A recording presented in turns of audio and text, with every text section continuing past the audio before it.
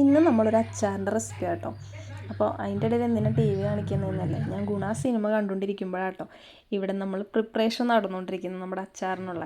അപ്പോൾ അതിനായിട്ട് കുറച്ച് ചെറുനാരങ്ങ അങ്ങ് കട്ടിയിടുന്നു, കുറച്ചല്ല 1 കിലോത്തോളം എടുത്തിട്ടുണ്ട്. അപ്പോൾ കല്ലുപ്പിട്ട് നമ്മളത് ഈ ഒരാഴ്ചയോളം ഇതുപോലെ ഇട്ട് വെച്ചിട്ടുണ്ടായിരുന്നു കേട്ടോ. അതിന് ശേഷമാണ് ഞാൻ അച്ചാറിടാനായിട്ട് പോണത്. അച്ചാറിടാനായിട്ട് ആദ്യം തന്നെ നമ്മൾ നല്ലെണ്ണ ഒഴിച്ച് കൊടുക്കുക, കടുക്, ഇഞ്ചി, വെളുത്തുള്ളി, അതുപോലെ തന്നെ പച്ചമുളക്, വേപ്പില ഇട്ട് കൊടുത്ത് നന്നായിട്ട് ഇളക്കി ചേർത്ത ശേഷം മഞ്ഞൾപ്പൊടിയും കൂടി ഇട്ട് കൊടുത്ത് മുളക് പൊടി നിങ്ങളുടെ എരിവിനനുസരിച്ച് ഇട്ട് കൊടുക്കുക കേട്ടോ. ഞാൻ എരിവുള്ള മുളക് പൊടിയും ഇല്ലാത്തതും ഇട്ട് കൊടുത്തിട്ടുണ്ട്. പിന്നെ നമ്മൾ വിനാഗിരി ആട്ടോ കുറച്ച് ഒഴിച്ച് കൊടുക്കുന്നത്. വിനാഗിരി ഒഴിച്ചൊന്ന് തിളച്ച് വരുമ്പോൾ നമ്മൾ ഉലുവാപ്പൊടിയും കൂടി കുറച്ചങ്ങ് വെതറി കൊടുക്കുക. അതിന് ശേഷം കായത്തിൻ്റെ പൊടിയും കൂടി കുറച്ച് ഇട്ട് കൊടുക്കാം.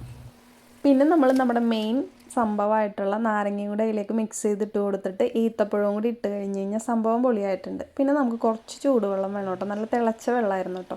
അത് ഇതിലേക്ക് ഒഴിച്ചു കൊടുക്കുന്നുണ്ട്, നന്നായിട്ടൊന്ന് മിക്സായിട്ട് കിട്ടാൻ വേണ്ടിയിട്ടാണ്. അപ്പോൾ നമ്മുടെ അച്ചാർ റെഡി ആയിട്ടുണ്ട്. എല്ലാവരും ട്രൈ ചെയ്ത് നോക്കും.